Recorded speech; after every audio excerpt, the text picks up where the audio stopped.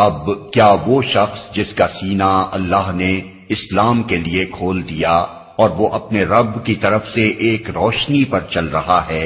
اس شخص کی طرح ہو سکتا ہے جس نے ان باتوں سے کوئی سبق نہ لیا؟ تباہی ہے ان لوگوں کے لیے جن کے دل اللہ کی نصیحت سے اور زیادہ سخت ہو گئے، وہ کھلی گمراہی میں پڑے ہوئے ہیں۔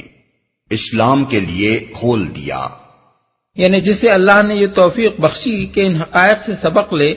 اور اسلام کے حق ہونے پر مطمئن ہو جائے۔ کسی بات پر آدمی کا شرح صدر ہو جانا یا سینے کا کھل جانا دراصل اس کیفیت کا نام ہے کہ آدمی کے دل میں اس بات کے متعلق کوئی خلجان یا تذبذب یا شک و شبہ باقی نہ رہے، اور اسے کسی خطرے کا احساس اور کسی نقصان کا اندیشہ بھی اس بات کو قبول اور اختیار کرنے میں مانع نہ ہو،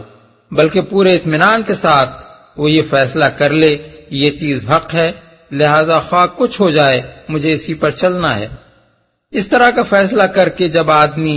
اسلام کی راہ کو اختیار کر لیتا ہے تو خدا اور رسول کی طرف سے جو حکم بھی اسے ملتا ہے وہ اسے بکراہت نہیں بلکہ برضا و رغبت مانتا ہے۔ کتاب و سنت میں جو عقائد و افکار اور جو اصول و قواعد بھی اس کے سامنے آتے ہیں وہ انہیں اس طرح قبول کرتا ہے کہ گویا یہی اس کے دل کی آواز ہے۔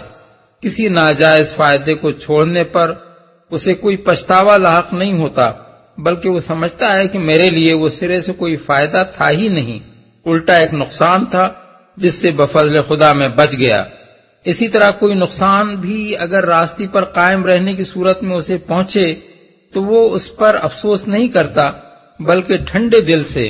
اسے برداشت کرتا ہے، اور اللہ کی راہ سے منہ موڑنے کی بنسبت وہ نقصان اسے ہلکا نظر آتا ہے۔ یہی حال اس کا خطرات پیش آنے پر بھی ہوتا ہے۔ وہ سمجھتا ہے کہ میرے لیے کوئی دوسرا راستہ سرے سے ہے ہی نہیں کہ اس خطرے سے بچنے کے لیے ادھر نکل جاؤں۔ اللہ کا سیدھا راستہ ایک ہی ہے جس پر مجھے بہرحال چلنا ہے، خطرہ آتا ہے تو آتا رہے۔ ایک روشنی پر چل رہا ہے، یعنی کتاب اللہ اور سنت رسول اللہ کی صورت میں ایک نور علم اسے مل گیا ہے جس کے اجالے میں وہ ہر قدم پر صاف دیکھتا جاتا ہے کہ زندگی کی بے شمار پگڈنڈیوں کے درمیان حق کا سیدھا راستہ کون سا ہے، اور زیادہ سخت ہو گئے۔ شرح صدر کے مقابلے میں انسانی قلب کی دو ہی کیفیتیں ہو سکتی ہیں، ایک ضیق صدر یعنی سینہ تنگ ہو جانے اور دل بھج جانے کی کیفیت جس میں کچھ نہ کچھ گنجائش اس بات کی رہ جاتی ہے کہ حق اس میں نفوذ کر جائے، اور دوسری قساوت قلب یعنی دل کے پتھر ہو جانے کی کیفیت جس میں حق کے لیے نفوذ یا سرایت کرنے کی کوئی گنجائش نہیں ہوتی۔ اللہ تعالیٰ اس دوسری کیفیت کے متعلق فرماتا ہے کہ جو شخص اس حد تک پہنچ جائے اس کے لیے پھر کامل تباہی ہے۔ اس کے معنی یہ ہیں کہ اگر کوئی شخص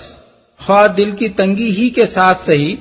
ایک مرتبہ قبول حق کے لیے کسی طرح تیار ہو جائے تو اس کے لیے بچ نکلنے کا کچھ نہ کچھ امکان ہوتا ہے۔ یہ دوسرا مضمون آیت کے فحوا سے خود بخود نکلتا ہے، مگر اللہ تعالیٰ نے اس کی صراحت نہیں فرمائی ہے